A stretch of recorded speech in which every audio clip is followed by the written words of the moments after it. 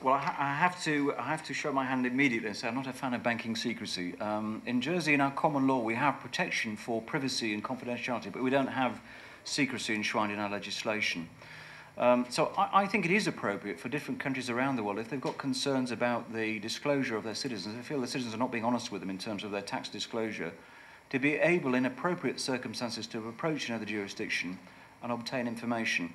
And the situations that prevailed in the secrecy jurisdictions is they will have DTAs which have information exchange clauses in them, have them for many years, but their banking secrecy laws override their double tax agreements and the information exchange clauses.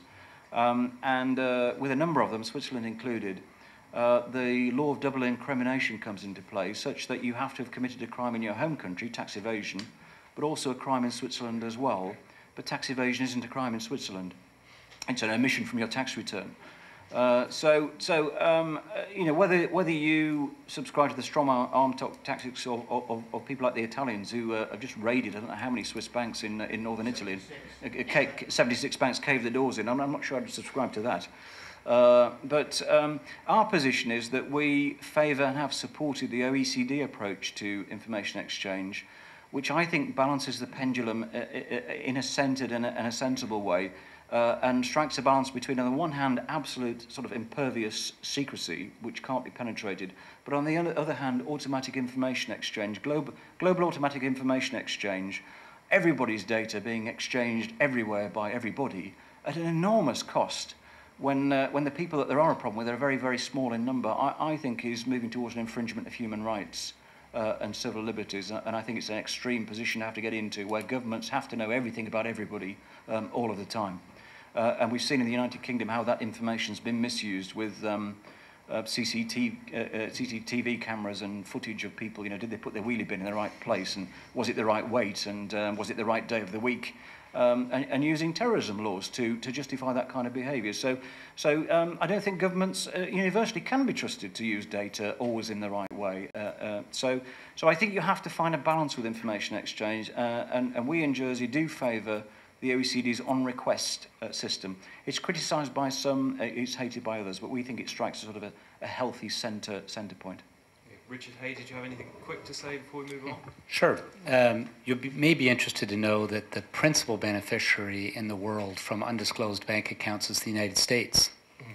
And, well, not Delaware, the banking system in the United States. Delaware benefits from corporate secrecy, but the United States was the recipient of a request from the Mexican government in February of this year, asking the U.S. government to exchange information on bank accounts. That request went to Tim Geithner. It was one of his first days in office, and that has been blanked by the U.S. administration.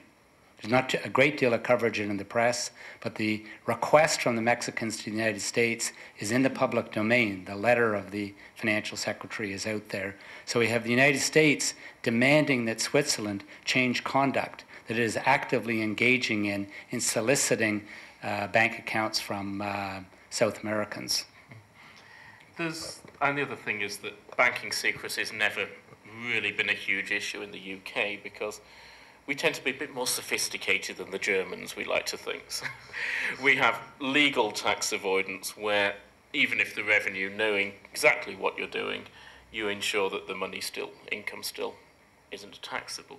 And that's generally what goes on in Jersey, is that entirely legal tax avoidance, which is merely taking advantage of the provisions that the UK legislation gives.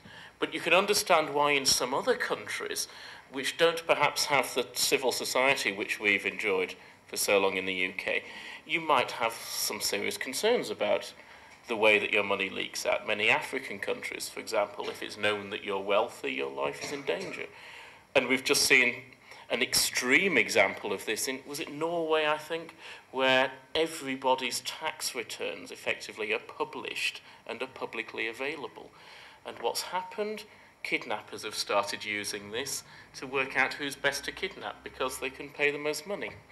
So there are countries where banking secrecy is essential, and I think it will be a very bad day for the world for some of people in those countries if there is no more banking secrecy, where you can't trust the government, for example. But I don't think it's a huge part of the debate in the UK, where we tend to go, well, we do go for legal tax avoidance mechanisms. Thank you.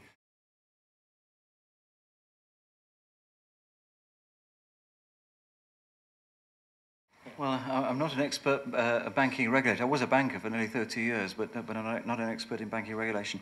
I think my emphasis would be more on supervision than on rules. So if you look at where the failures took place, they're probably in the most heavily regulated country in the world, the United States, with arguably the most heavily regulated institutions, the large, systemically important banks. I mean, there couldn't be a larger rule book in terms of what they are supposed to do and what they're not supposed to do. But you know, if you write so many rules that go beyond people's gift in terms of understanding or retention, they become useless. And I think that principally in the US, the problem was a failure of supervision, failure of actually finding out what's going on the ground, as opposed to relying on, well, we've produced this enormous rule book and it's your responsibility to comply with it, and we'll send an audit team around and do a checklist to see whether all the rules have been met, without really understanding the underlying business model. So I would say I don't think we need more regulation, I think we need more effective supervision.